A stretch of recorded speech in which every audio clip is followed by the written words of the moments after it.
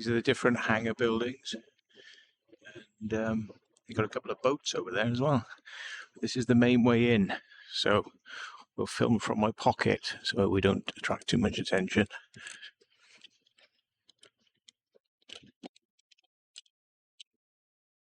You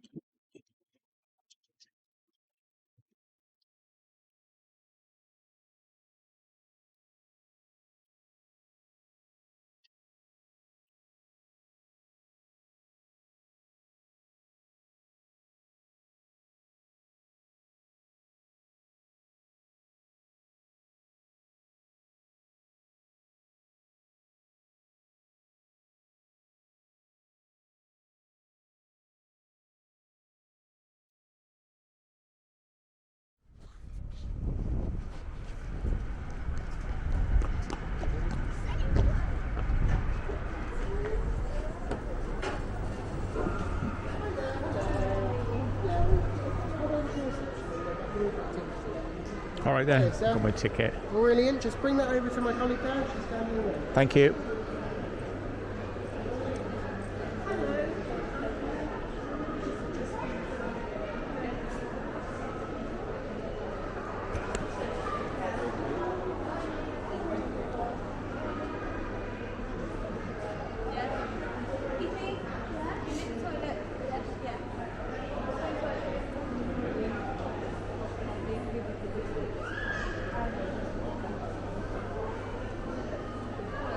Hi there.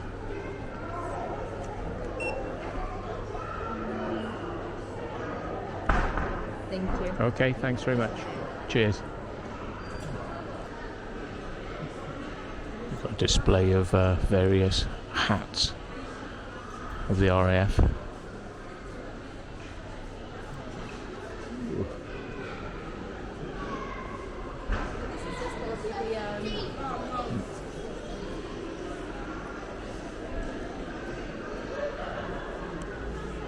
Wow, this looks like a missile.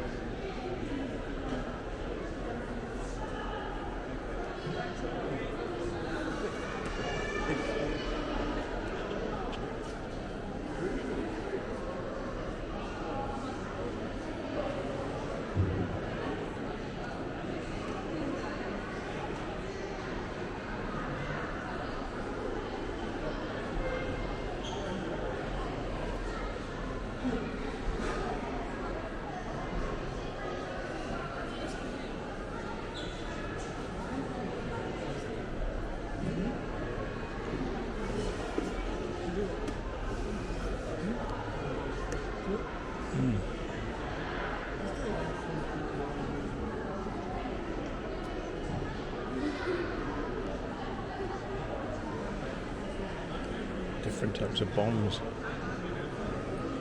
Whoa, straight up above us. Didn't notice that. It's got a tyre missing. De Havilland DH-9A. Says it was affectionately known as the Ninac. It was entered into service in 1918. And it was a long-range strategic bomber.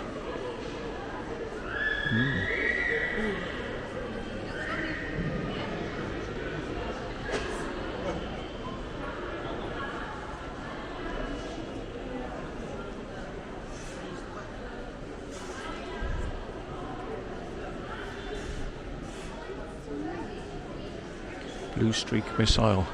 I think they tested these on the Isle of Wight. So, yeah.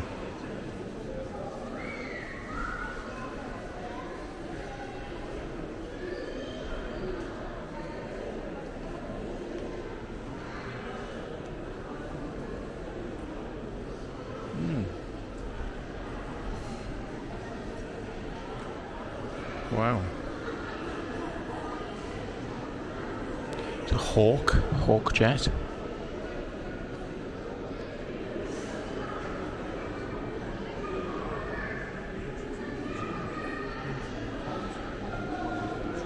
Merlin engine.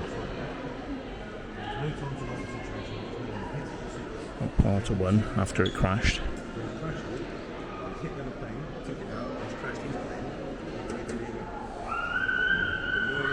Is that a gunnery system? Gun turret or something? Yeah. It's called a lobsterback gun turret from 1937. And it carried a gunner in there. That's his seat. And his eyes would have gone up there.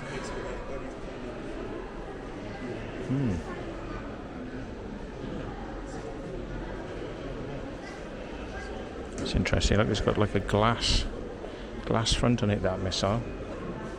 Glass front. So they probably like looking for infrared signals, I expect. Wow.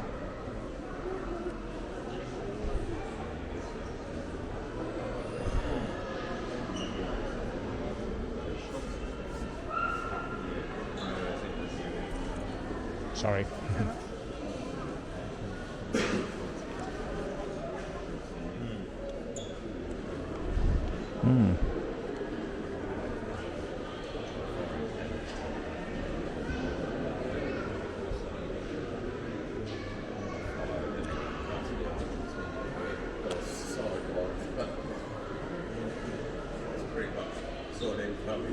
Interesting.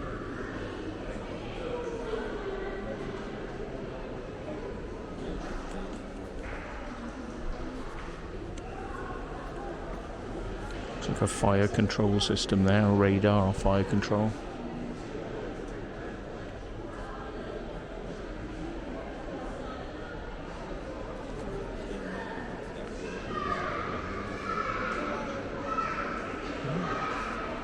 What's this then? Looks like some sort of buoy sonar or something.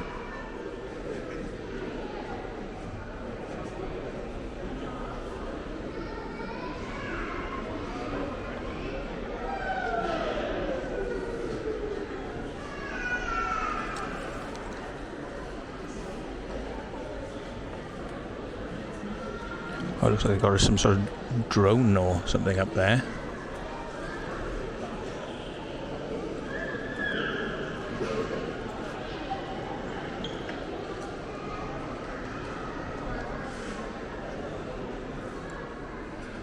It's like a Spitfire above us, look.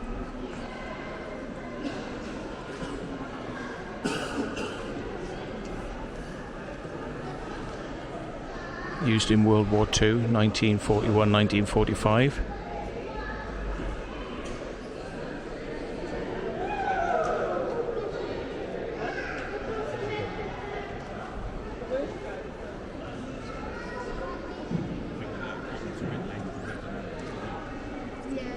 Some sort of firefighting equipment.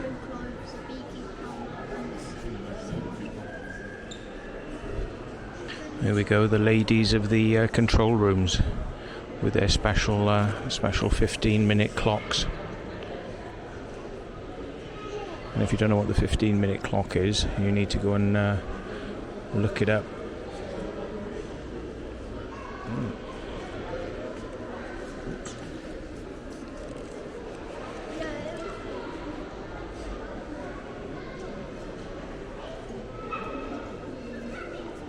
What is this big old static display?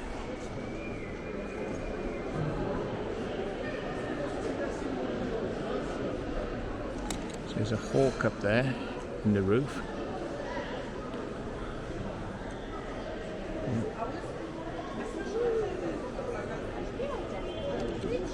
They've got some sort of simulator over there. Ah, motion simulator, but it's not turned on. Oh dear.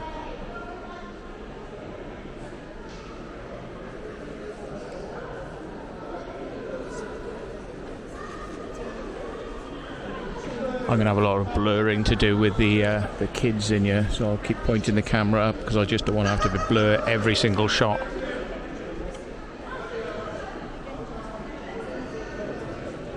Ah.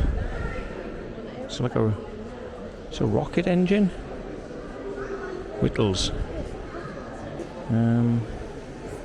Jet engine.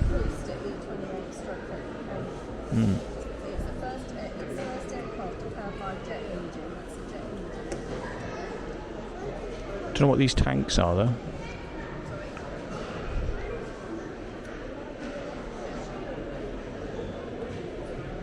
Interesting. Different jet engines. That looks like something out of a Harrier, because the jet stuff is going sideways, so could be air intakes.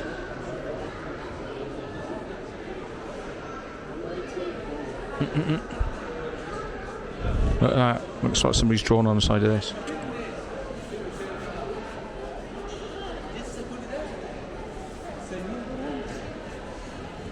So that's a Pegasus engine. So that's from the Bristol Siddeley Company. And if you remember, we went to the Bristol Siddeley Company when we went to the hangars in Bristol. Now these look like Merlin engines. Big beasts. You'd never think that these were inside Spitfires. You know, they look like something out of like a lorry, don't they? And those are heavy. Yeah, it's hard to imagine that something like that would literally be inside one of those.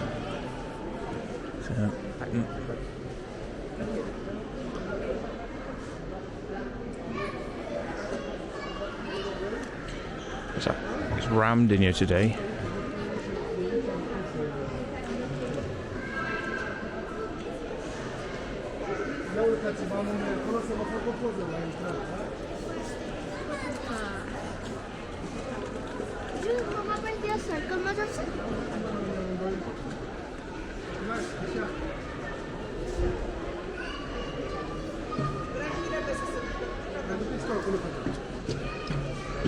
Oh.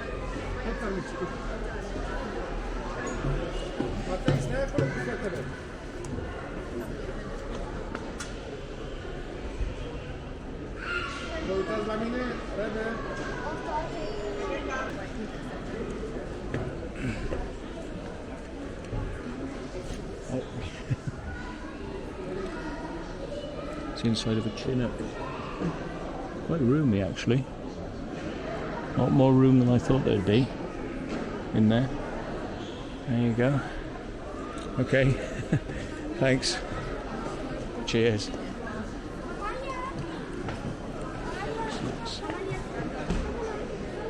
Big beasts, these things. They are absolutely huge. I think we've been in one of these that was crashed on its side down in Portreath.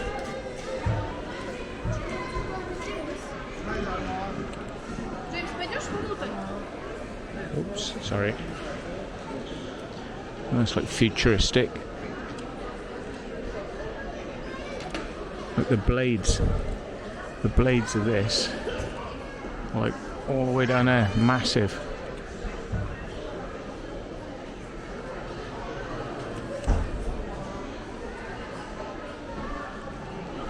Futuristic.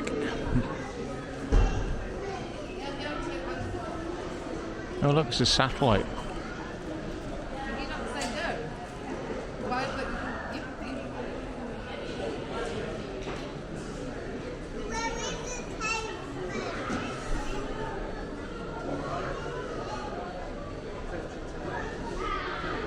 Northrop Grumman.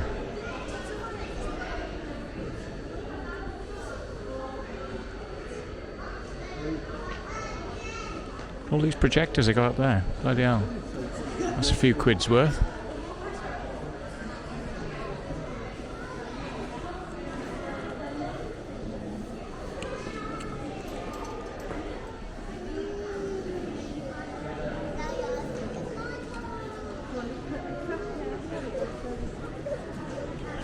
I can see I'm going to have to blur out like 90% of this, because this is a kid fest.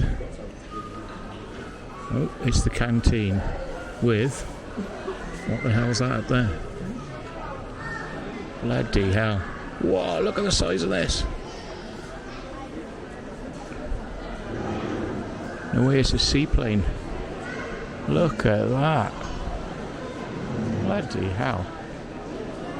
That is absolutely huge. That is crazy. You can go in it as well. That is just immense. Wow. Bloody hell. Oops, sorry. That's right.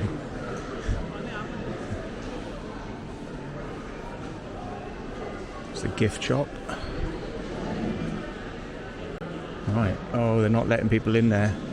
No, why not? You didn't pay. You're not coming in. No. Oh dear.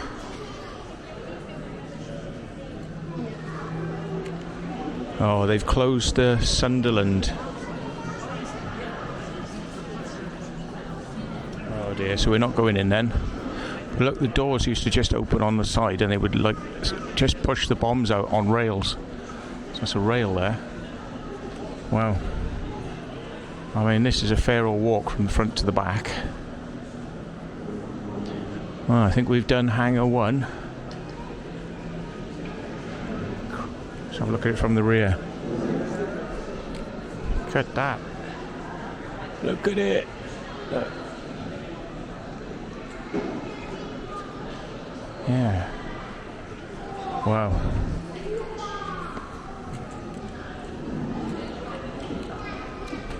So let's get into a different section now then. We've got some boats out here. Yeah. Royal Air Force boats. You wouldn't think they had boats, would you? I suppose if they're test firing missiles and things like that, maybe they just didn't want to involve the Navy. Maybe they just take care of things themselves. Yeah. Not bad. Get one of those on the back of my car, tow it down, chuck it in the water. Yeah. Oh, it's a rescue and target towing launch. So they would rescue things and tow stuff. Yeah, target towing. So there might have been balloons or little aircraft things that they could fire missiles at. Here we go.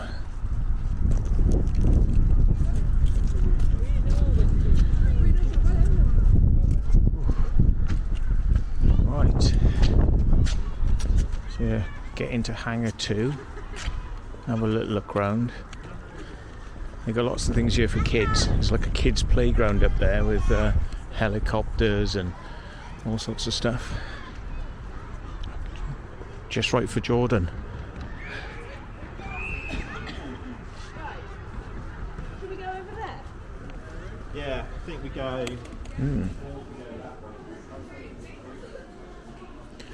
Oh. Yeah.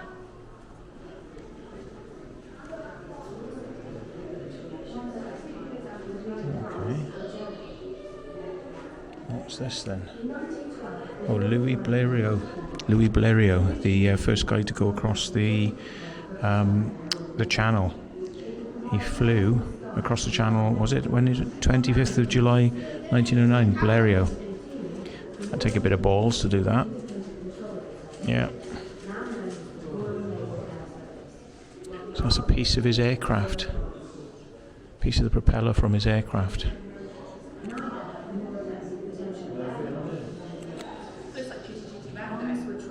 Oh, it has writing on the side. It says this propeller blade was taken by me with Monsieur Louis Blériot's permission from the wreckage of the monoplane as it lay in North Fall Meadow on the morning of July the 25th, 1909. There you go.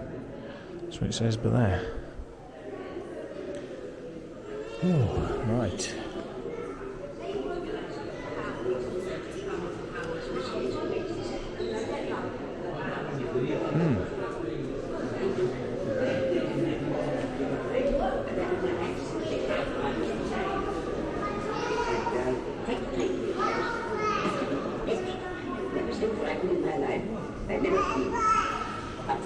Some famous people.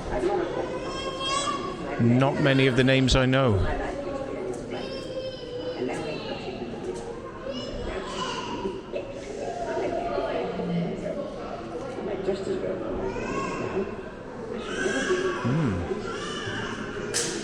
Oh, what's this then? Electrical control panel. It was originally installed at the Aerodrome Road entrance of this building. Yeah. So the factory they had here was using electric power. Yeah. Wow. And it's got like 0 to 40 kilowatts, and there's lots of them. So 40 kilowatts, 40 kilowatts, 40 kilowatts. And then there's 3 more. So that's 40, 80, 120, 240,000 kilowatts. So 2.4 megawatts then, basically, I think, would have gone through that panel. Yeah, so there was an airfield here at Hendon from 1910. And many of the future pilots used to learn to train here. So this is an interesting plane. It's got suspension on it to take the shock of landing. You see those rubber bits? That would have taken the shock of landing, but it didn't have any brakes. So go figure. No brakes, but suspension. A radial engine. Look, radial. Is that 1, 2, 3, 4, 5, 7? 7 radial engine. Yeah. Wow. And you would have literally seen those little pins going up and down, up and down, up and down, and then that's a valve on the end, and it would have just gone and let the exhaust out into the air. You can see the spark plug on the side of it as well. It's actually a spark plug, but its valve was to the air, so it would just then close again. As those little pins, they would go like this: 1, 2, 3, 4, 5, 6, 7, 8, and they would sort of fire all the way around. Very simple, but quite effective. Yeah. And it's got an Ibora blade on it. Wow. Nice. Nice stuff. Scary landing one of those though, up on high stilts. That high off the ground, very easy to tip the aircraft over. And again, they still seem to like those high stilts, but they were probably doing that to get the propeller a little bit further up as well. Oh look, this looks like it was designed so that it could be switched to well, I don't know, why would they have that? Switching it for snow use? That is bizarre. Take off from snow? I can't understand what that would be for. But anyway, here's the engine again. You can see 2 pistons on these side, one for air in, one for exhaust. So it's air in, exhaust, air in, exhaust, air in, exhaust. And so you've got 2 pins coming down from each side. So it's like pins will be going on that bit there. Yeah, interesting.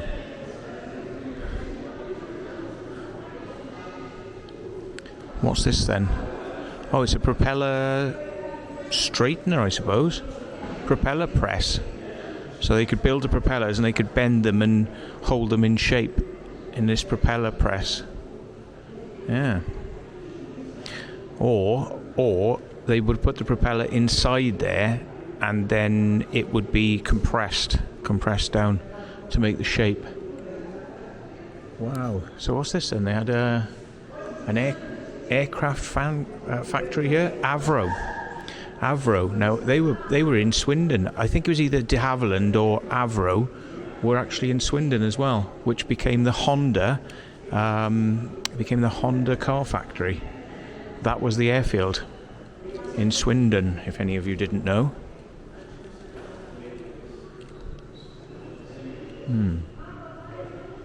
And Avro made the Vulcan as well. Now you can really see the mechanism here. You can see how the pin comes in and out, comes up here on a hinge, and this hinge then open and close the plate. There's like a plate, a circular plate, and it goes in, and there's your spark. Look, and your spark is just a piece of metal wire in air. It's not even got insulation on it. Like the spark is literally just a piece of wire. That's amazing. Wow. This one looks a bit more high tech. Look, it's got the two valves, probably one for intake, one for exhaust, and yeah.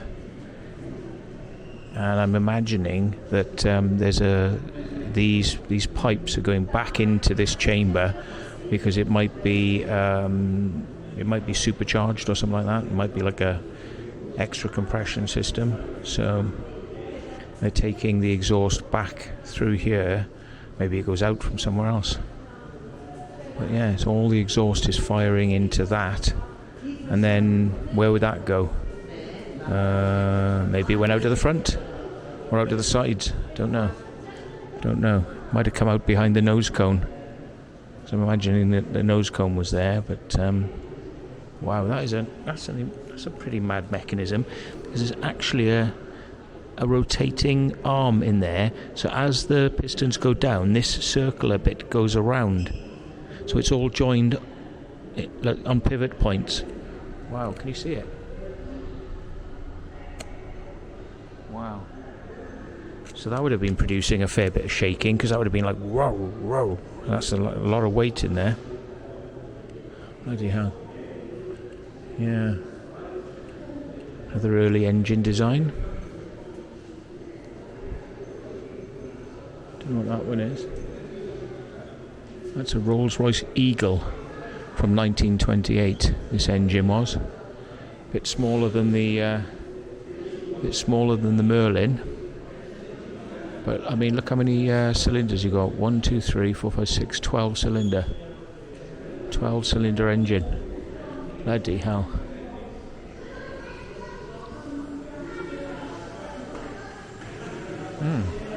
Oh, this looks like is this some sort of weighing system? Weighing scales? Oh, sorry mate.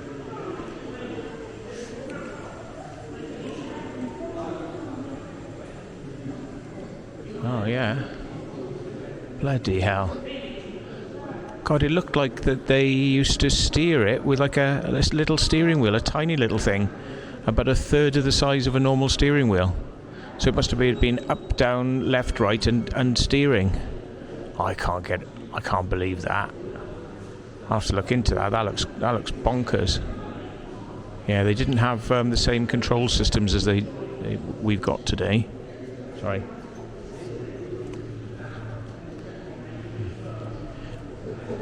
Oh, nice. That's what I really came here for, is like the old stuff. You know, like super futuristic and old. Yeah, this is the business. Look, there were little engine in there, look. 6-cylinder engine, a lot smaller. And that's a Rolls-Royce Hawk 1. And it was used as a Royal Navy Air Service Sea Scout. And it was coastal patrol. And it used a convoy to escort airships. Yeah. But you can see the rudder, for example. The wires go down there and just go in on the side. You see, so as his feet are moving pedals in there, these wires are just on the outside of the aircraft are just pulling. And same thing for if I follow it along. Oh, there we are. That's the elevators. The elevators is the one that goes on about there. That's the elevators, and that would pull your elevators up and down. Yeah. Well, look, it's got a skid on the back, and the skid has springs. So when you bang the back end down, it's like suspension is a spring. So you come into land, and then as you lose speed, your tail will just drop and it'll go doing, doing, doing, doing on the ground. It's very, very basic systems to get you on the ground. But look, a single bomblet, a single bomb. And it's so tight in there. I mean, it would have been very, very cold flying in these things. I mean, the visor wouldn't give you a hell of a lot of protection. It would have been cold. Yeah, nice biplane.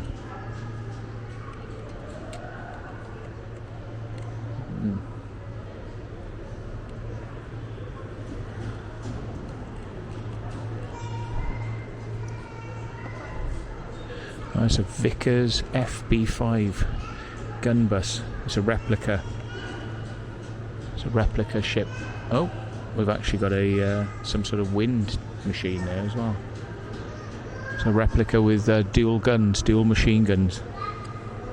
They probably had that so they could increase the rate of fire without having one machine gun fast firing. They could alternate.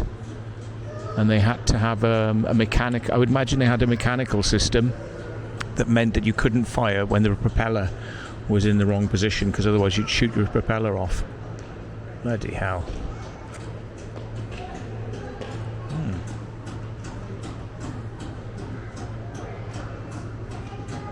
Sorry. Oh yeah.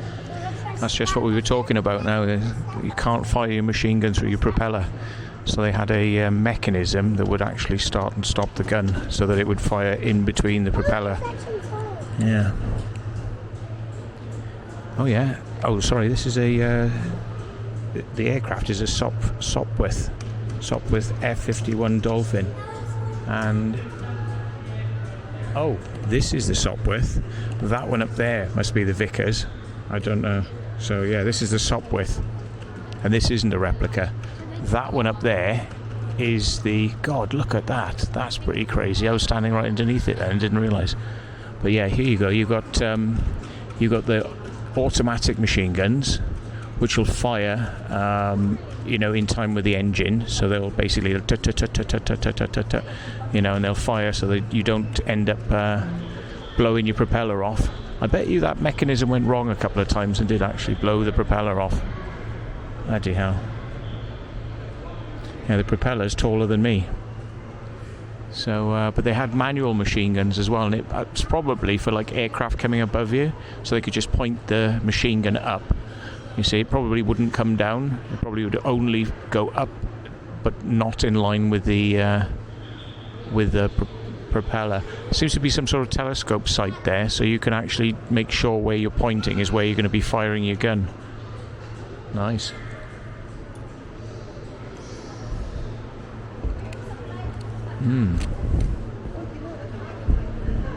Oh yeah, nice another machine gun on this one. Look, and in order to help you out, a little bit of elastic string to sort of like make it light. So yeah, wow, manual controls in this. You've got a manual trimmer on the side, trim wheel, and it's huge. Probably because it took a lot to actually turn it, I expect. Oh look, machine guns on the side here as well, look. And there's a manual lever. So I don't know if it was designed that if you ever got on the ground and had to take the machine gun off the aircraft and fire it at people in your hands, you actually had the levers there to do it.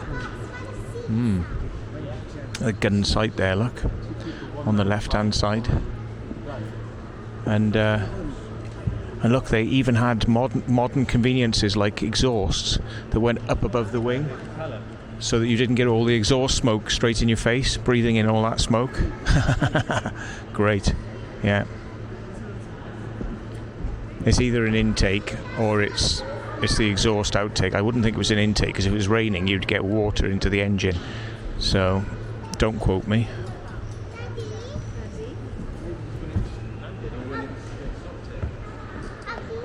Oh, this looks like a lighthouse or a beacon, sea beacon. Yeah. Yeah, this one above us looks like a tin can. A real tin can. Are those foot plates on the edge? Oh, it's hard to work out. And look, it's got skis. It's got skis as well, which is like bloody hell. That is bizarre. Skis. I'm gonna have to look why they had skis. Nice biplane. Ooh, and another good one. Another good one. Oh, the wings are very long on these. There's a main bomb and little bomblets. Yeah.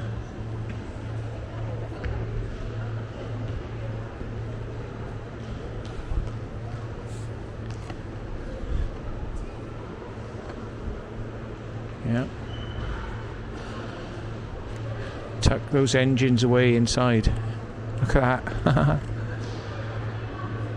I think those vents, there's a little screw thing there, so it would just open all the vents, or you could close all the vents down. Probably for the radiator, so you could regulate the engine temperature. So if it's a hot day, you'd open the vents. If it was winter time, you'd probably just leave them closed.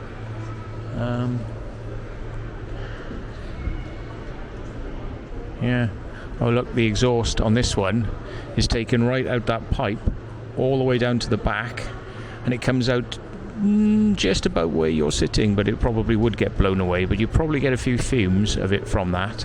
But you know, at least they were trying to get the fumes away from the pilot. Interesting. Yeah.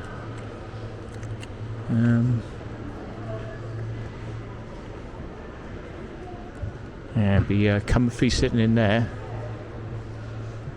And I'm not sure, this one looks like it might have its gun mounted just so it won't hit the propeller. We'll have to have a look where the gun is. So yeah, it might be just firing just over the top of where the propeller would be. So you could angle it back if you needed to. You could pull the gun back, but you couldn't push it any more forward. Oh, and there's a sight on it as well. Sight through the glass. There's a little tube.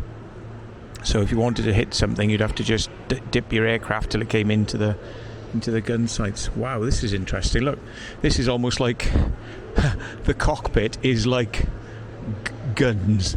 It's just like half your cockpit is guns. Wow, that's interesting. Oh, it's a triplane. Look, it's got 3. So you'd have had good lift, and the beauty of having 3 wings means they're shorter in. So you know, it tucks away, and you get very, very good turn performance, because all you have to do, you've got 3 connected ailerons there, and I mean, you just put a little bit of aileron in, and this thing will whoop. It'll whip really fast. So I bet the turn circle on this was just incredible. But yeah, very small elevator, very small rudder. So interesting. Yeah. God, look at this aircraft here. Can anybody believe that actually flew? Wow. Wow.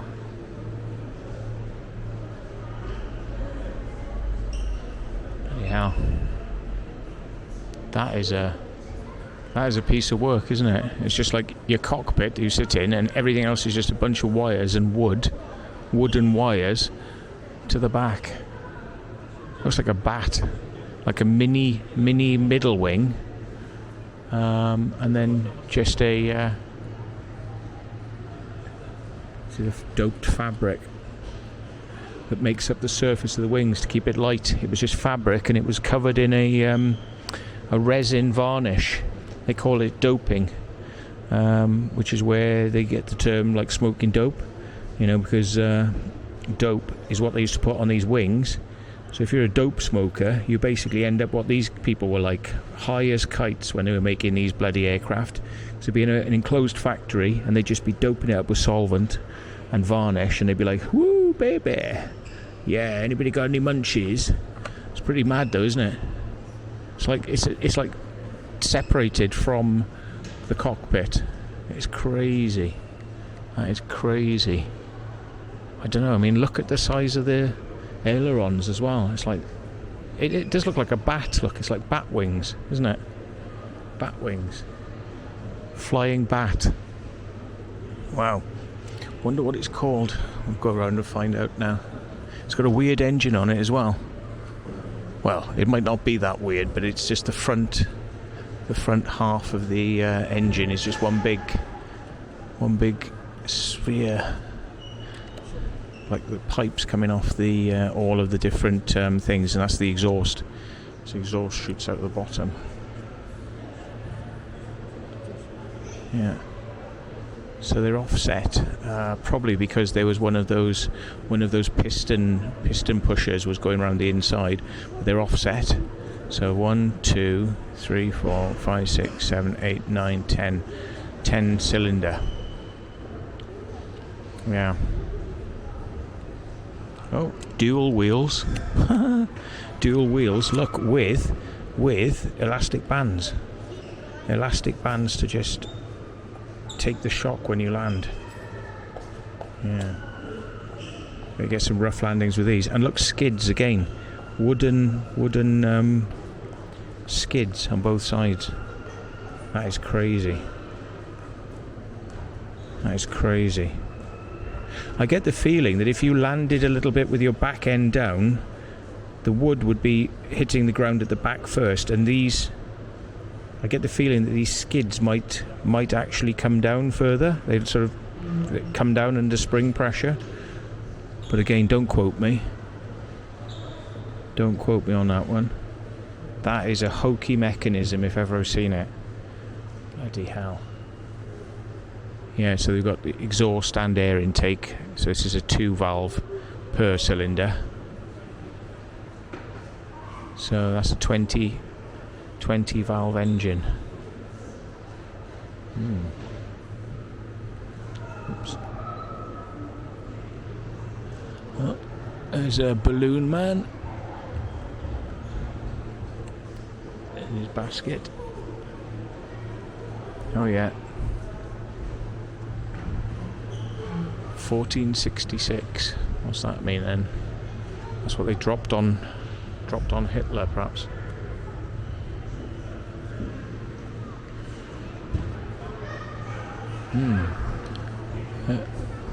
Oh, it's a 4-bladed propeller. Bloody hell, they would be complicated to make. Getting those to set.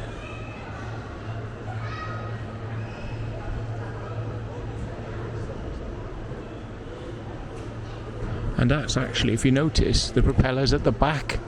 That's the cockpit. That's the cockpit. I was thinking because the bombs seem to be facing the wrong way, but the propellers at the back of the aircraft on this one, which means that it's going to be quieter, and you don't have to worry about where you shoot your machine guns, because you're not going to shoot your prop off, which is why you've got an open free gun there. Look, that he can just turn around. It's a free open gun, because he hasn't got to worry about synchronizing the shooting in line with the propeller. Look at the size of the gondola in that. It's actually something, it's more like a boat. You know, you could move around inside that thing. I mean, it literally looks like the guy would be sort of able to get up, move back, and, you know, yeah, wow. There's even a little propeller turbine there for telling you the speed. So, yeah, little wind turbine. Can you see it? Can you see that wind turbine there? Yeah. Wow.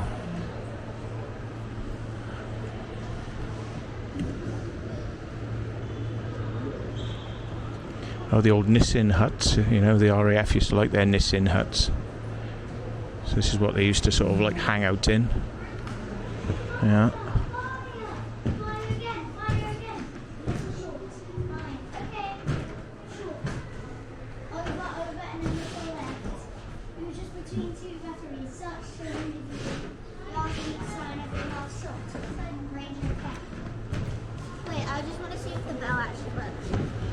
Here we go.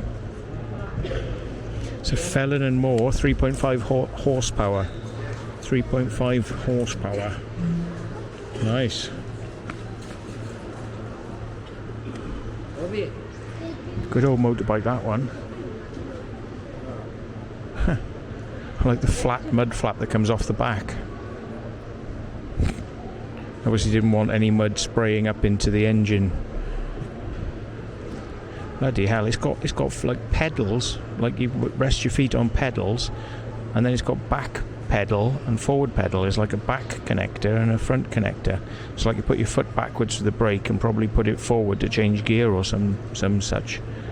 Wow. Look at these here, like these little throttle cables at the top. Yeah.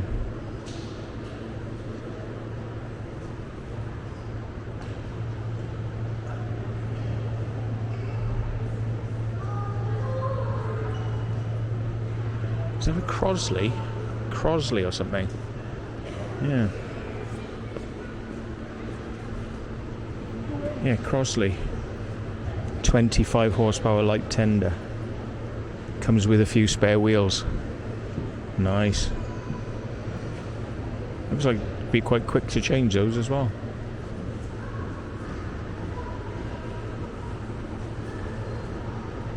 Right, for safety, I'm just going to stop this recording and restart.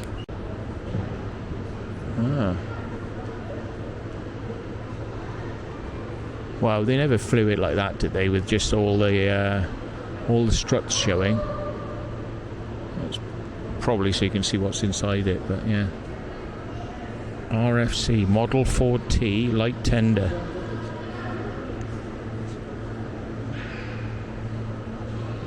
Nice.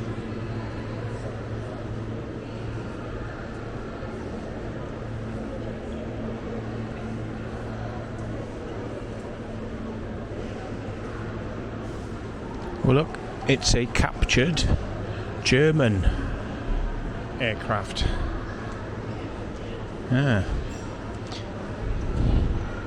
So, Leergewicht is 680. That means empty. Nuzlast is 235. That means that's the maximum amount of extra weight you can take on board. So your total, Gesamtau, 915 total. That's all you can have. So, I'm guessing, but that sounds about right.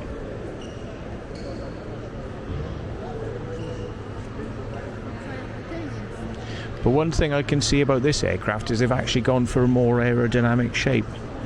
So instead of being blunt and flat-fronted, which is obviously a big drag, like you saw that aircraft with the radiator, that's obviously going to create a hell of a lot of drag. But the Germans have gone right from the propeller with a curved front and a very nice sort of dolphin-like body, or a fish, like a fish. It's like a flying fish. It's an Albatross DVA. It's a replica.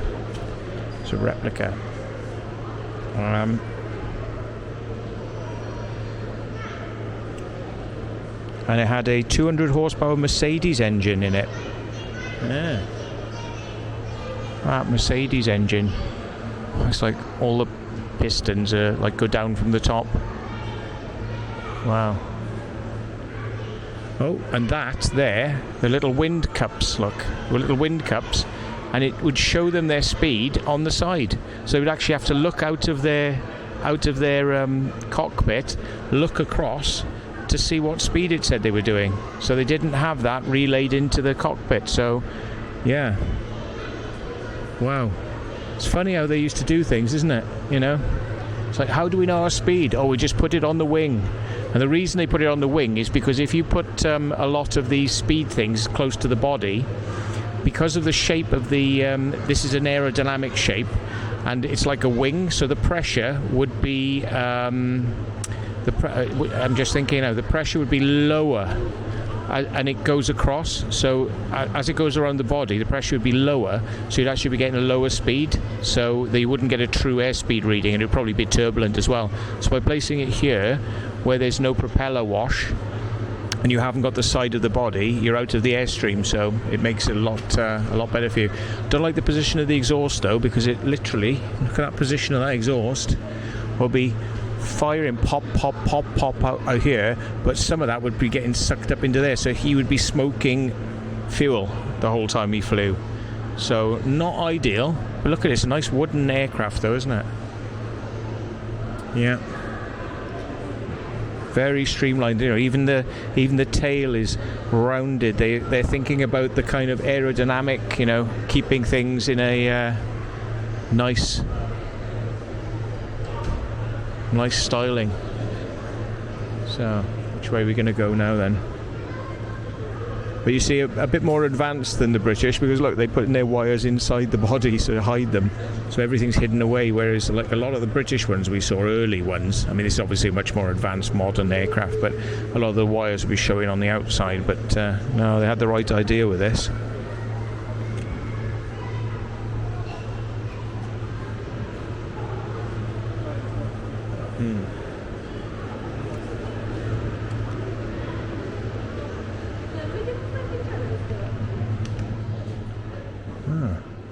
First through, viewing platform, BAE system story. Let's go and have a look then.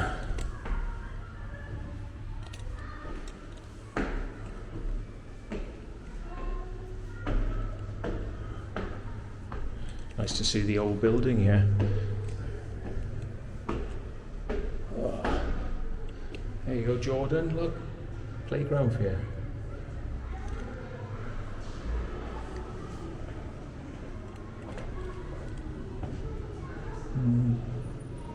Oh, so we can get to look down on everything below.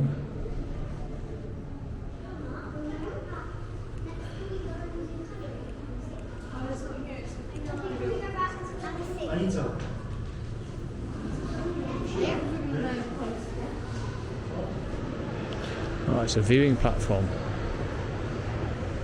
Right. Hey, look, it's a Fokker DV2. Fokker.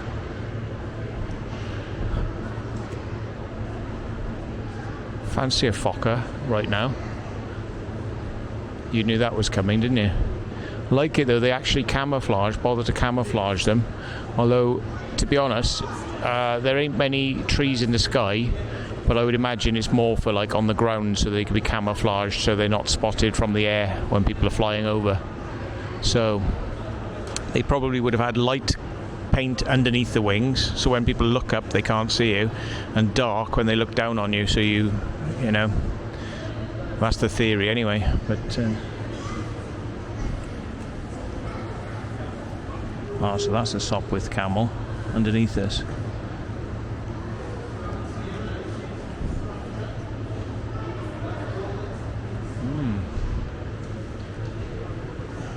Interesting.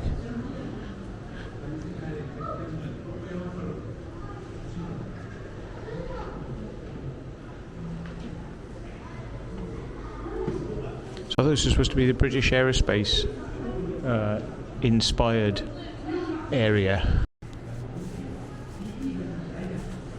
Oh, this is supposed to be British Aerospace. Yeah. Oh, there we are.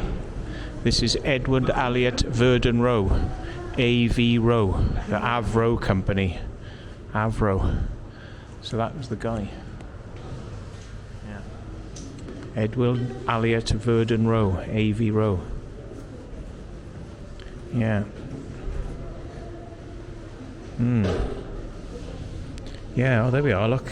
The Saunders Row Company were making aircraft on the Isle of Wight, where they made seaplanes. Yeah, and he did indeed build the Lancaster bomber and the Vulcan bomber. Yeah, and then they became part of the Hawker Siddeley group and merged into British Aerospace. We are Captain Sir Geoffrey de Havilland. So there we are. He was experimenting with aircraft since 1909. There he is. De Havilland. Yeah. Yep.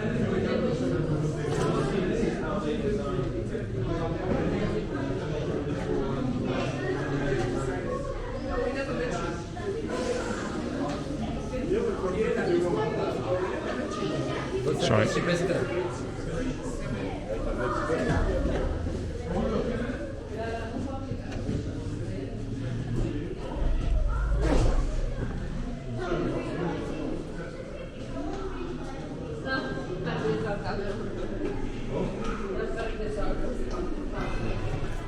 So we'll go outside now and we'll get into some of the other hangars.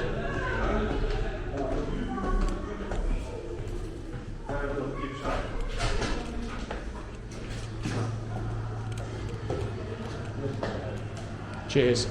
Thank you.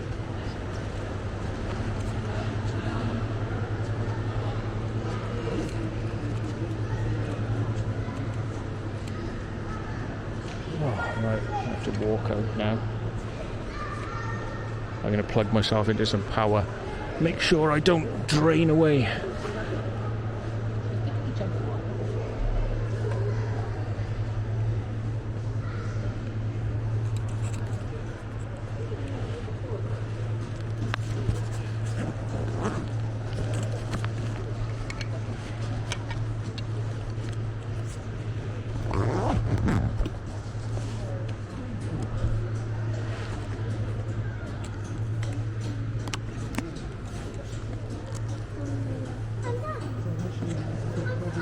Sorry, just squeeze through, thanks.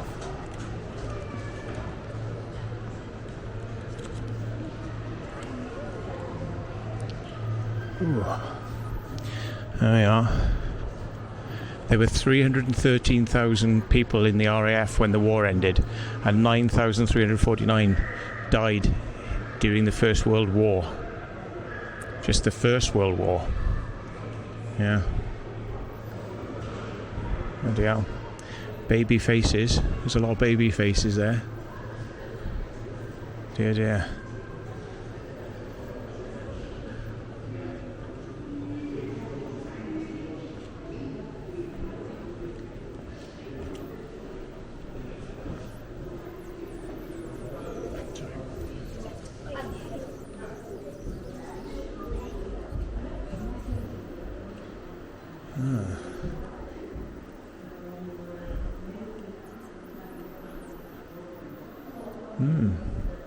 Somebody's painted a mural.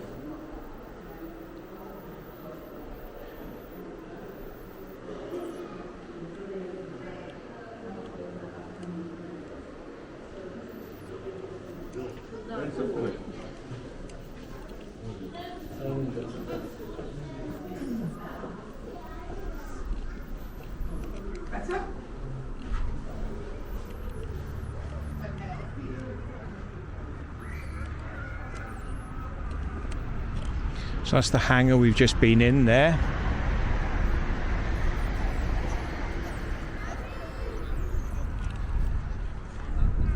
So I don't know where we're going to now, but we'll see if there's any other places. I think there are some more, because it's meant to be 4 hangars, and it goes to 5, 6 and something else in an office building. So we shall see. So yeah, this is all aircraft factories, folks, years ago. Oh, this is the kitchen. Yeah. So hangar 6 is up here.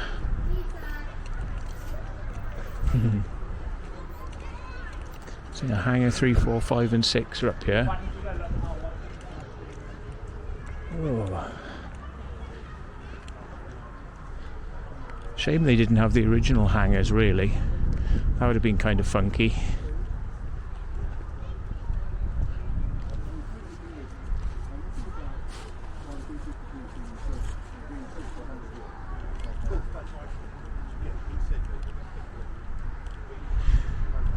Right then, this is probably the one where they've got the 4D simulator and a flight simulator thing you can go in. So that'll be interesting, we'll have a look.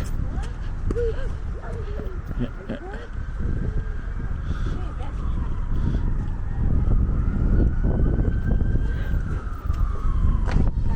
Okay.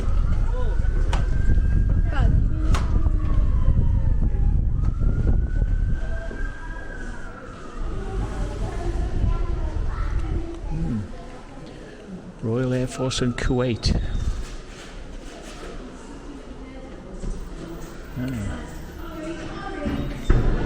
This looks like the new stuff.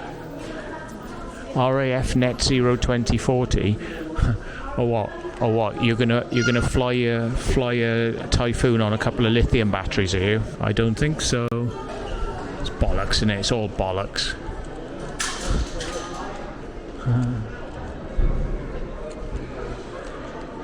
Oh, nice. Slightly more modern stuff. Yeah. That front canards, that is that's a Eurofighter, isn't it? Is that a Eurofighter? I don't know. Is that a Tornado or a Jaguar? I can't remember. Might be a Jaguar, because I think we saw one of those. Oh, there we are. It's a Tornado GR1B. So this is the similar to the stuff we saw down in Portreath. Yeah. It's got its wings can sweep back on this one. Yeah. Yeah, that does look like some sort of Eurofighter. I don't know though. Certainly with the front canards, but I mean, Eurofighters haven't been out that long, and if it's looking that bad, I'd be surprised. So don't know what we're looking at. Oh, what's this? Air transportable isolator. What's this then? Enables a patient with a highly infectious disease to be transported safely without the risk of infection to others. Wow. There you go. Look, they've got loads of gropey gloves so they can grope you. Yeah. PCS Isolators Limited. So, what do we got up here then? Still don't know what's above us, but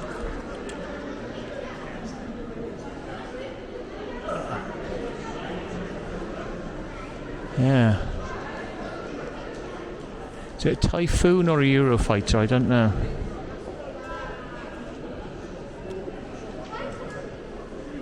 I really don't know. Probably the thing's telling you what it is up there, but I'm just going to have a look now and just check.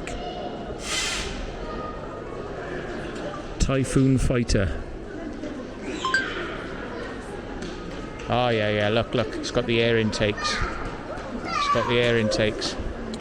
You'll see those two big air intakes and the canards at the front. The canards are your elevators. You see the big air intakes for the engines? Yeah, it's a Typhoon.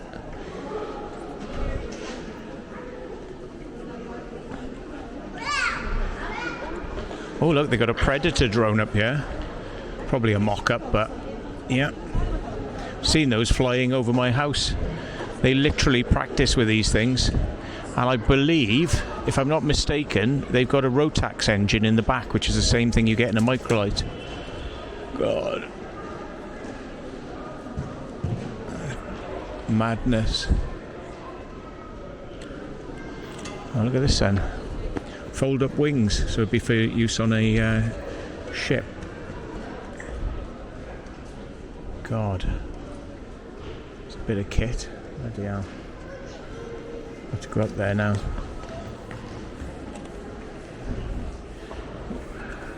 Yeah, Predator drone. I have literally seen these, and they sound like a microlight. It's like, you know, and they just maintain one engine pitch. They don't sort of hunt up and down, so they're very quiet. But yeah, big bastards. Look at the really long wings, because they're practically like gliders, these things. Yeah. What do they call these? Flapperons. Yeah, basically, or elevons. Yeah, elevons, I think they are. Is it? Yeah, because basically you turn with them as well as maintain your pitch. So point your nose up, point your nose down. There you go. It's a Chinook helicopter. I get a lot of these flying over my house as well. Hell of a lot of these. I've seen these doing 45-degree banks at like ground level. And bloody, propellers literally hitting the ground. It's quite illegal, really, but they're allowed to get away with a lot of things that, the rest of us wouldn't. But yeah, so we can't get in this way. Oh, sorry.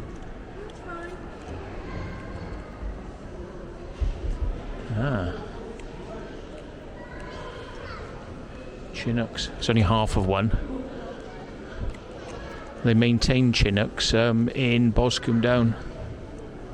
And what's this then? That's a Hercules, or otherwise known as a C-120.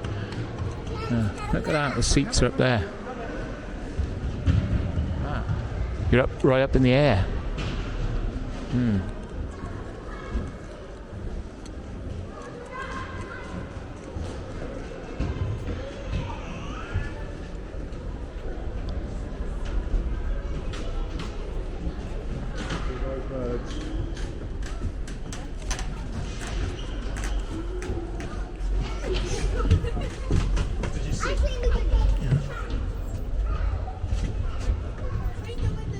Windows. Another radio.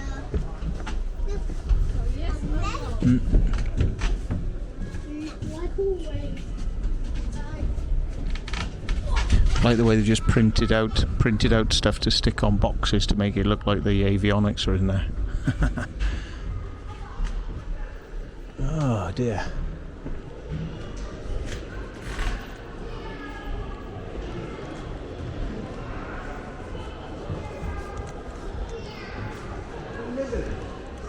Oh, that looks good from the underneath and the back. Wow. Look at that from the underneath.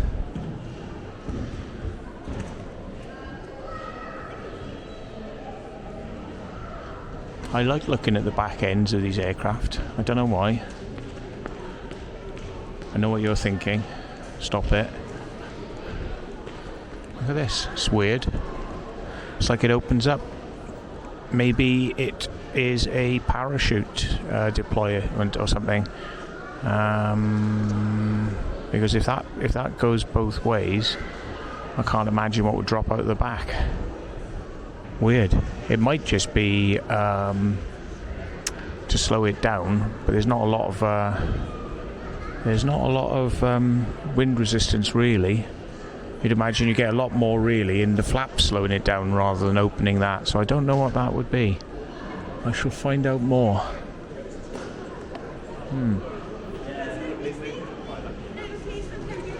Buccaneer. The Buccaneer. Doesn't say here what it would have been. Doesn't say.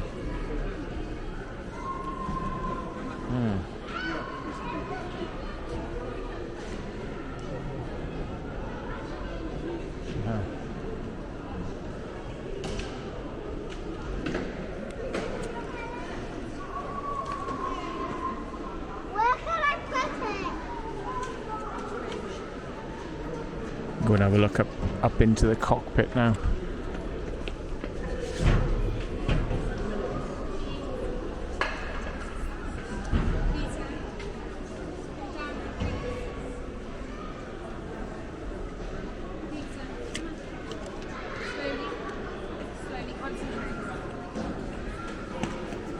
Oops, sorry.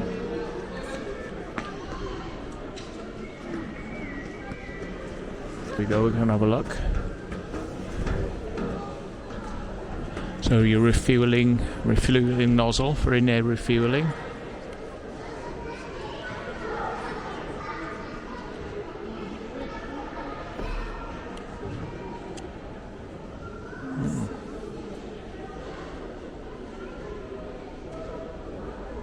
That bright yellow handle there is your ejection thing. I think you have to pull two at once in case you do it by mistake. So you have to pull two, and that will be it. You're off.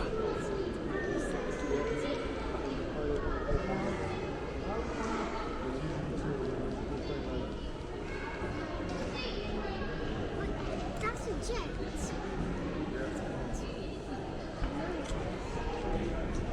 God. Very tight in there. Very tight. But yeah, you've got rear navigator, bomb guy probably, and pilot. So I'm not seeing another pull handle. So I don't know. Maybe it's just one pull handle. It's the one pull handle you don't have to pull. But yeah, a lot of stuff in there. VOR DME with range marks on it, down to 140 probably miles. Very large artificial horizon, and I think a speed indicator is like that long thing going across there, which seems to be going up to 0.9 of the speed of sound, probably 0.9 of 700 miles an hour. Yeah. Oh, there's the other handle. Look, there's a yellow handle. Hang on.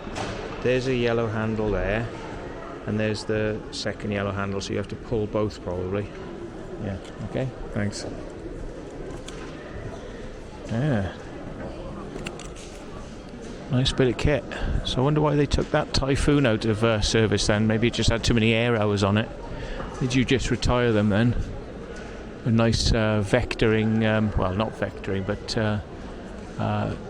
thrust nacelles at the back for high-speed flight.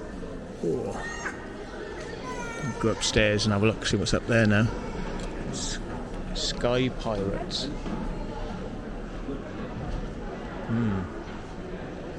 Bloody hell. But yeah, still don't know what that little insect penis is on the back. Look. Bet you didn't think I was going to say that then. Oh, here we go. Let's go and have a look at some bullshit then. Right, come on then. RAF Net Zero. Really?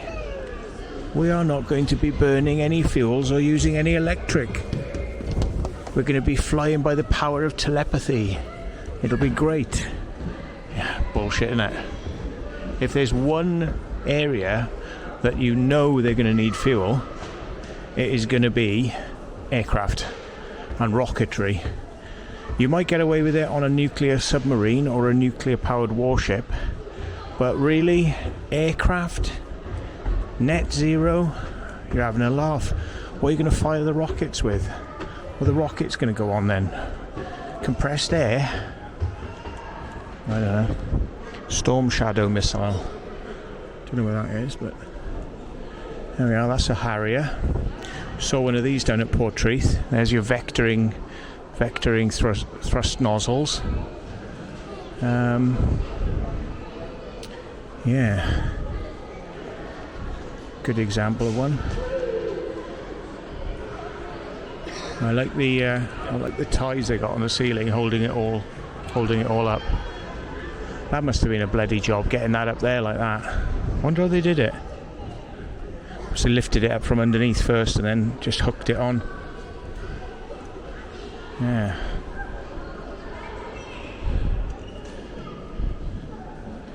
There's the MQ-1 Predator, as they say. Oh, there we are, look. Rotax engine, told you. Rotax 914F 4-cylinder engine producing 115 horsepower. Same things they use on microlights, you know, the flex wings microlights, like I used to fly, but not as big an engine as that. But still, yeah, no, they use Rotax engines. Rotax, now a bombard company, a bombardier company. Believe they're based in Canada. There we are. There's a Typhoon.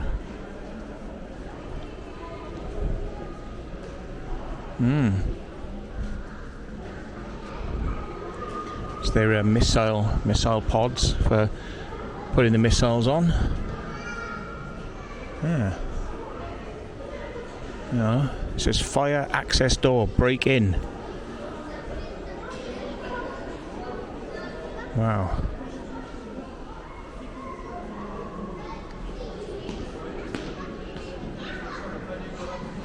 Interesting.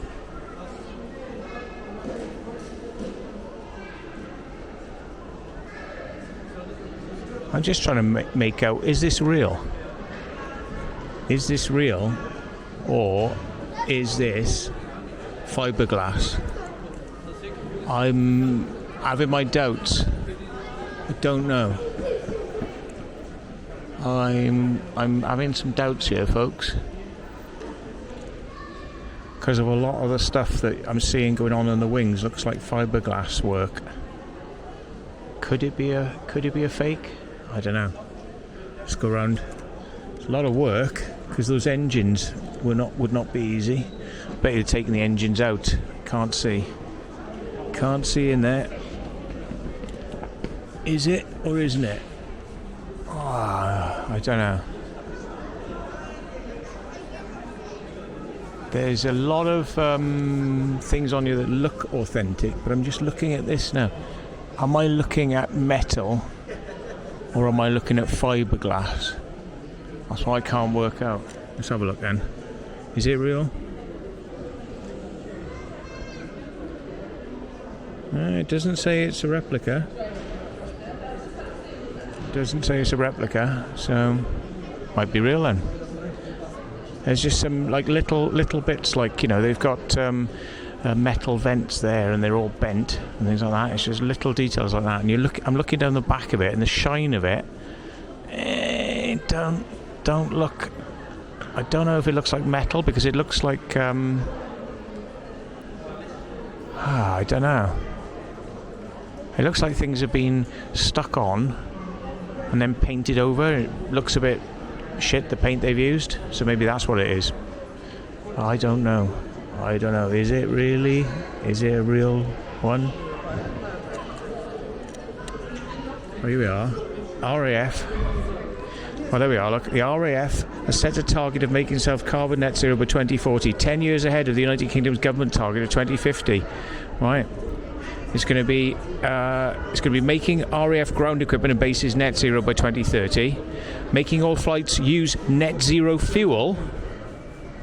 What's that? It's like stuff we've never heard of, is it? New fuel that hasn't been invented yet. Electric aircraft are also being considered. Yeah, considered, but also that's never going to happen. Yeah. Oh, and they're going to use recyclable plastics. Oh, that's good, isn't it? That's good of them. Yeah. All right. Bloody nonsense. I don't know. Oh, look, here we are. Look, folks, it's the secret stuff that, it's like synthetic avgas. But it's still fuel. And when you burn it, it produces CO2. So, yeah. Doesn't matter whether it's synthetic or it's bloody... Oops. Whether it's synthetic or it's just pumped out of the ground through a well. What's this then up here? Learning room. Right. Oh, okay. What is this? Are you enjoying yourself, by the way, folks? Are you enjoying? You having a good time? Oh God, I'm down to 26% battery, but I've been charging it. So how does that work? Why is it not charging up? Oh.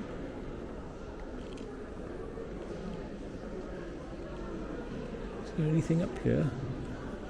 So now we're going up and up and up. I don't know if there's anything actually up here.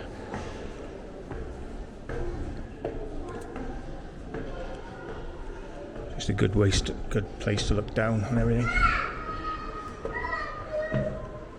Oh. Yeah.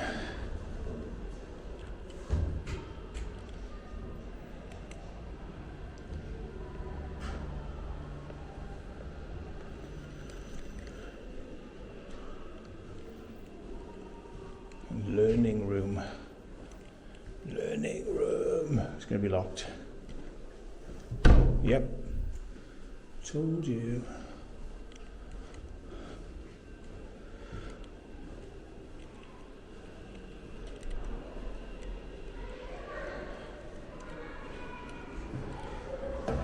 Oh well, that was exciting.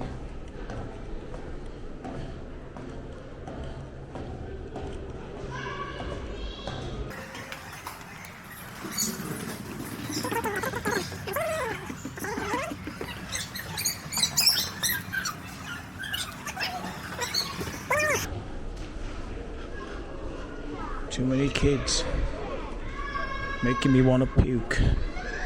Right. Is there a way out down here?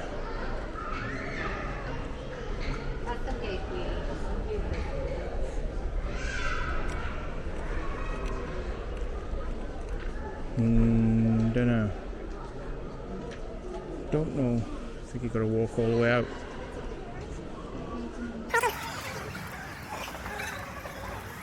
Bye-bye dreams. Bye-bye dreams.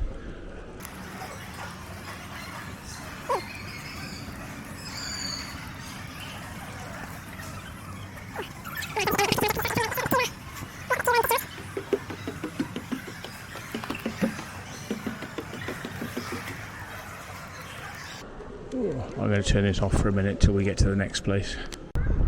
Right, so we've done H1, we've done H2. That's H6. So we've got 3, 4 and 5 in here, whatever these bits are going to be, but this might be the simulator. There's a hangar behind over there, so yeah, there is some more stuff to do. Oof. Bloody hell.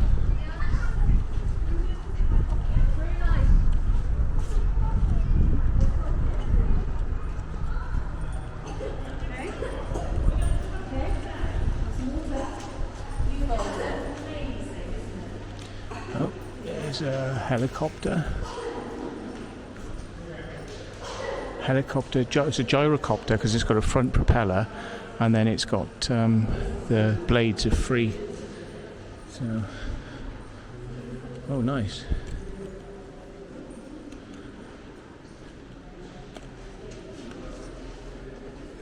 Ah, oh, good stuff.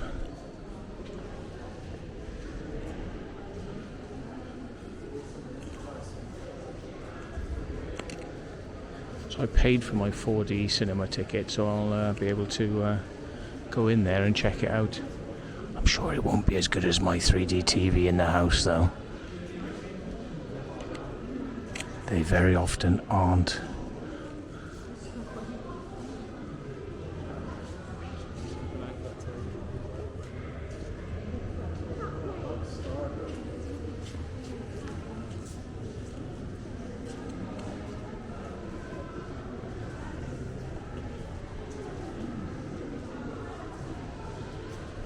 Thunderbolt.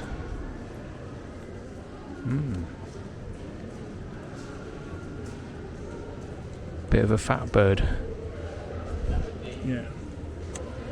Add too many Cheetos.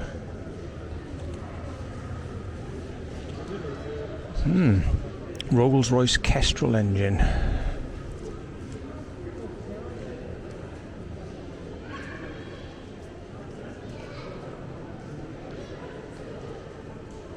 The Hawker Hart aircraft.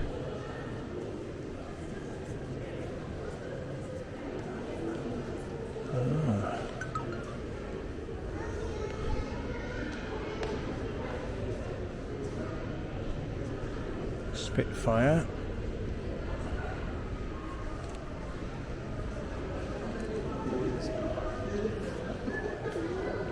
Oh yeah, classic chipmunk over here, look.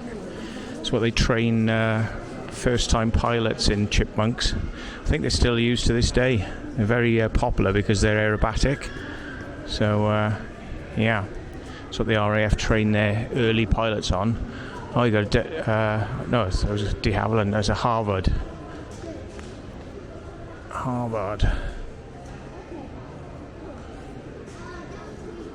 That's a big beast. But well laid out. Oh yeah, good. 1955. That was until.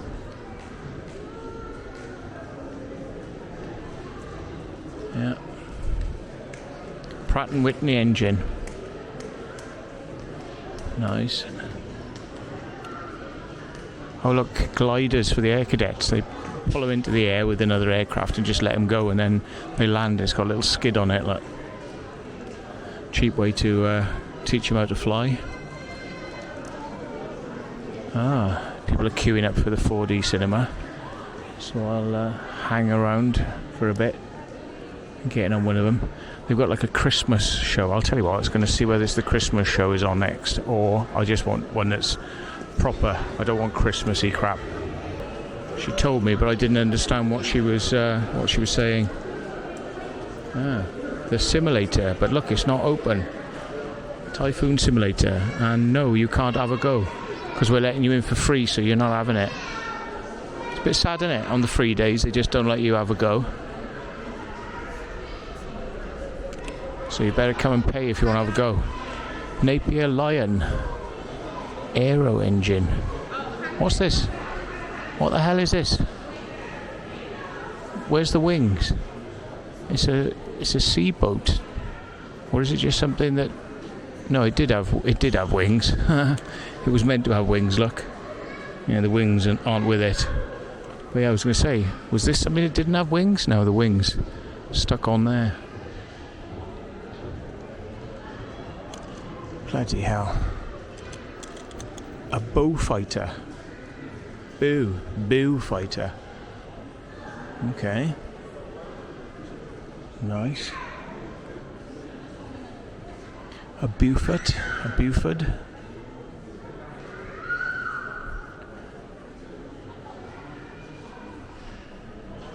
Ah. Bloody hell. Where's the pilot in that? Meant to be.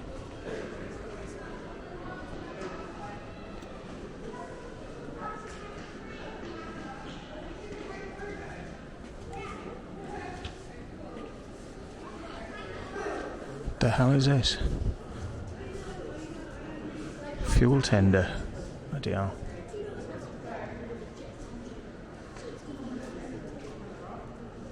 Oh, look at this with a kangaroo. Here's one for you, Dinkum, look. It's a Bristol. Was it a Bristol gun? Bristol B-17. A Hudson. Lockheed Hudson. With the old Kanga on the side. Huh.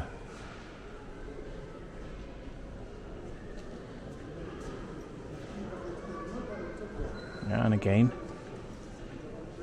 Nice.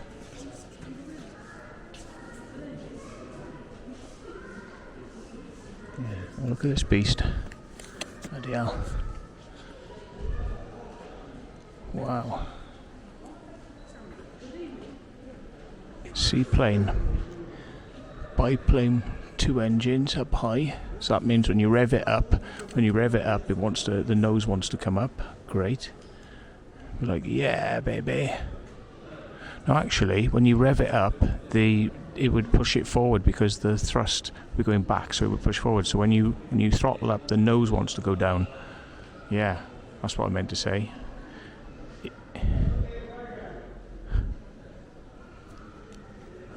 Good helicopters. Gazelle, by the looks of it. Although I don't know if the Gazelle had an electric tail, but it is a Gazelle. It says on the thing. That's a Gazelle. So we've seen one of those trashed up at the Cope Hill Down place. But I thought they had normal rotors on the back. Huh. No, it seems like they do actually have electric. Gazelles. I swear I've seen these. Oh, there we are, Northolt. Ah, you'll never guess what. Northolt. This place here. Right, Northolt is where RAF Rudloe Manor went there. The secret UFO base and the RAF police went to Northolt. So, oops, sorry, I'm pointing at the wrong place. So this helicopter was from the place where they now investigate the UFOs. But they deny. We don't do that, honest. Right, okay. Another one, tail rotor jobby this time.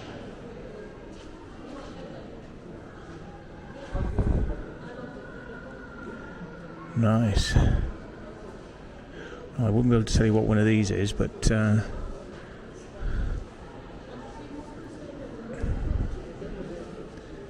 is the visitor's announcement. The Cold tour will commence. Sikorsky Hoverfly. Sikorsky Hoverfly. Whirlwind. HAR-10. Whirlwind.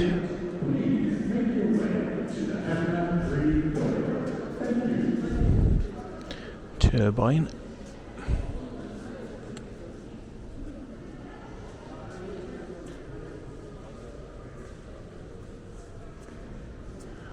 Oh my god.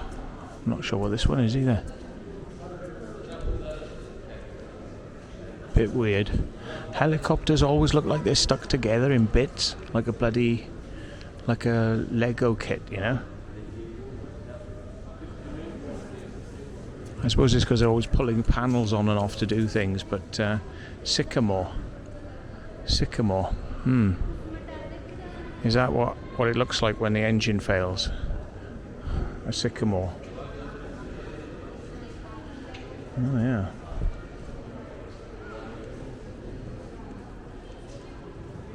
The Royal Squadron. Yeah. So is this the Royal for the Queen, perhaps? The Royal Squadron. Wessex. HCC4. VIP transport helicopter. I knew the red colour was for something. Yeah. Yeah, they had 2 of these for the Queen's flight. Yeah. Yeah, they made the cockpit had the normal finish, but the rest of it had an interior VIP finish. All right, can we see in through the windows to see how posh it is? Oh yeah, it's got like nice seats with loads of room and a table. Table flips out in front of them. Yeah, shame we can't see in there. That's funny. Ah, so the Queen would have probably gone in this against her wishes. But get in there, Queen. I don't want to. You're getting in it. You paid for it. Now you're gonna bloody well go in it.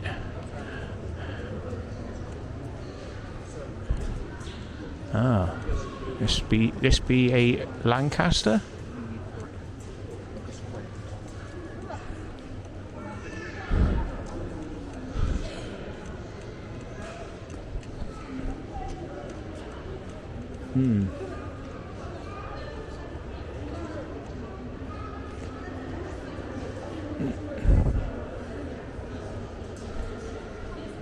Ooh, blimey, there's a lot more in this one.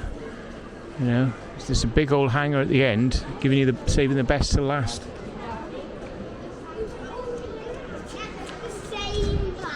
Fairy Battle Light Bomber.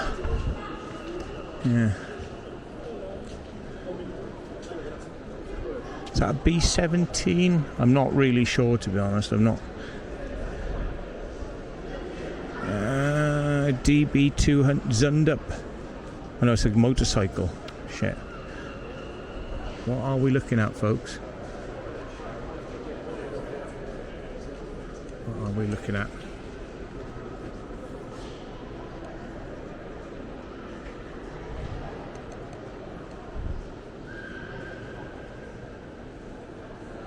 Hang on, I'm going to look it up because I want to see if I'm right.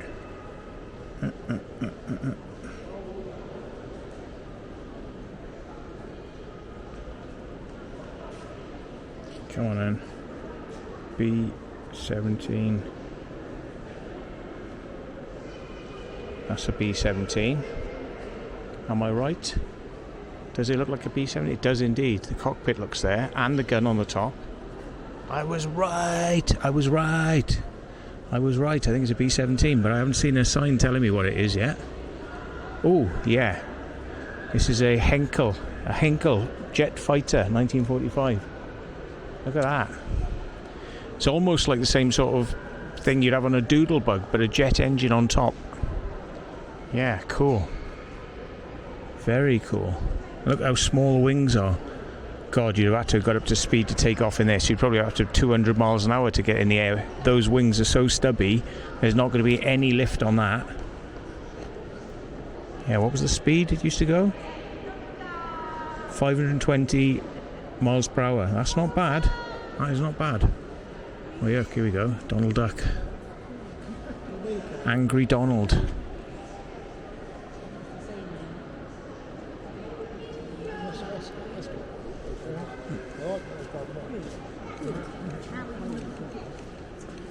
Here we are. RAF medic van. Oh look, a ground transmitter. Yeah, look, CB radio basically, look. CB. Handheld Bofeng. It's a 1940s Bofeng. Yeah, tidy. Oh yeah.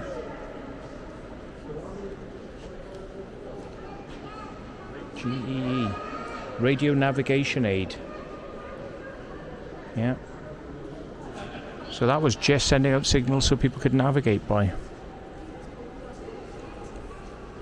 Oh no, it's a V bomber, isn't it? The weird front on it with the weird cockpit glass. Isn't that a oh, what the hell was it? Just trying to remember now. It's a nuclear capable V bomber, I think. Victor. Handley Page Victor. There we are. I knew something beginning with V. There we are. Medium range bomber. An air-to-air refueling tanker. Yeah. Wow. Bloody hell.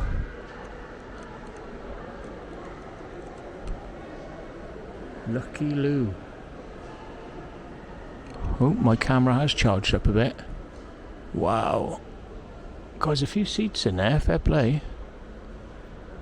Yeah. Medium range bomber, eh? Oh look, fuel. That's how many times you've had to have fuel. Oh.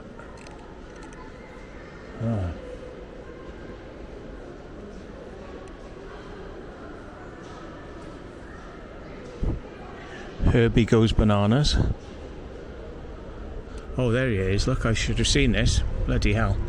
That there is a Vulcan bomber made by Avro, Mr. A.V. Rowe. Yeah, that is a beast. I've seen these flying.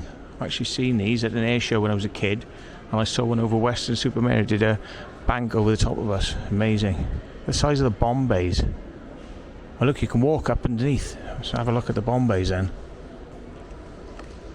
Ah, there's a viewing hatch into there. I don't know if that's for the bomber or something. The bomber would sit up there. Interesting. Bloody hell, these are absolutely huge and they make a lot of noise. Yeah, look at the size of the wingspan. I mean, that's like, wow. Look at it.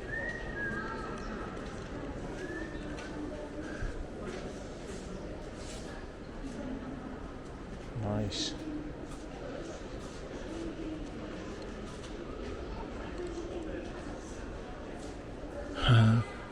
Size of the bomb bays, yeah. So from this end, I will now step foot to toe. 1, 2, 3, 4, 5, 6, 7, 8, 9, 10, 11, 12, 13, 14, 15, 16, 17, 18, 19, about 30 feet then probably. Oh my god, it's RAF Hendon Police. Down, now. Yeah, RAF Police. Yeah, what does it say? Nocentibus innocentia. Means even if you're innocent, you're not. Is that what this means? Yeah, look at it. It's like something in a Batman, look. There we go. Amazing.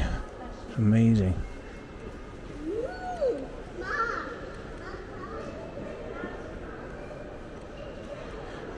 Few things left to see. Look, we're still walking under the wing of the Vulcan. Look how big this is, folks. It's massive. Yeah. Look at that.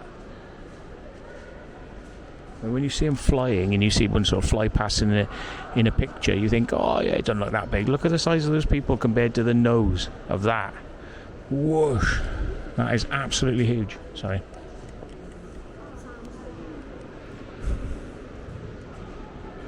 Another Rolls Royce Merlin. Mosquitoes. Oh, Christ, got a pain in my back. Twinge then. Oh. So here we are. If we walk around this side, we would have found out that it is a B-17. Ah.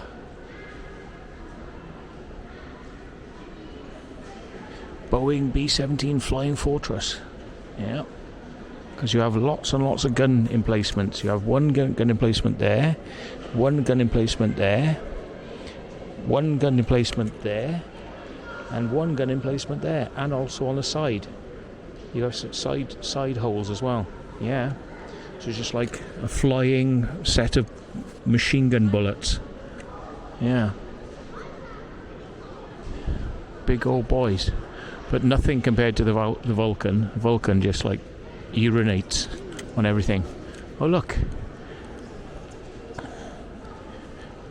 just when you thought Jordan wasn't here, it's poos. Poos. Oh yeah. Piece of shit.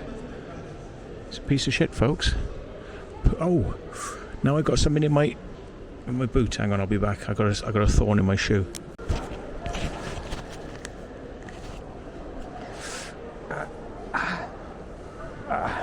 Shit. Thorn in my shoe.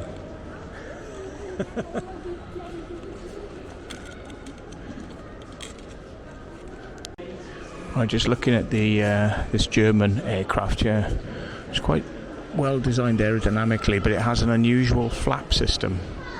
Can you see that the flap doesn't come all the way down? The top surface of the flap splits from the bottom surface, and just the bottom half comes down. Interesting. Interesting design idea. So, yeah. There we go. Wow, this one looks like it's in bits. This one got a bit more than it bargained for. Yeah.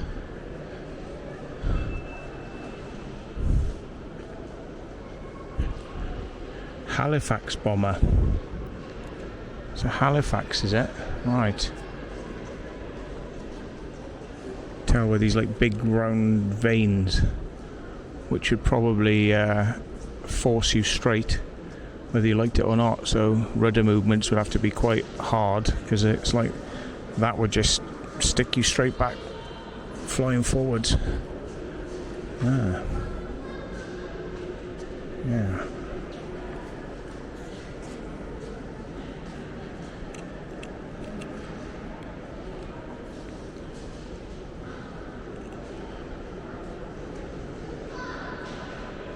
Is this a Messerschmitt? That's what they call these? I don't know. Searchlight over there, that guy's looking at. What do they call these German aircraft?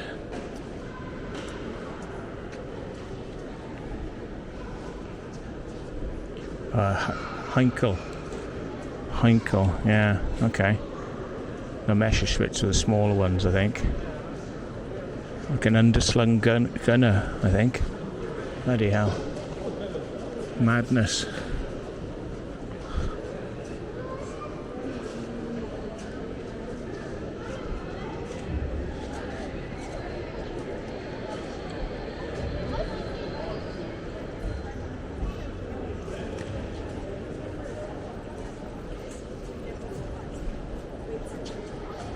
I think we've basically done it. Now I can just go and do the 4D bloody 3D crap. So it's going to spray mist in my face, which is like, wow.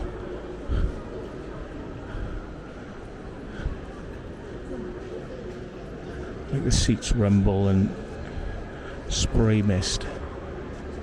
But yeah, it's an Oxford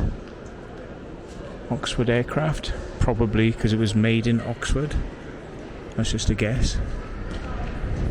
Mitsubishi Dyna reconnaissance aircraft. Mitsubishi. That is shaped like a fish. That is literally shaped like a fish. Interesting.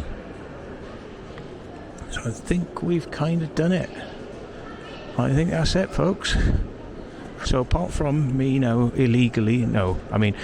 from me legally flying my aircraft, my drone, over this former airfield, I've got nothing else to do.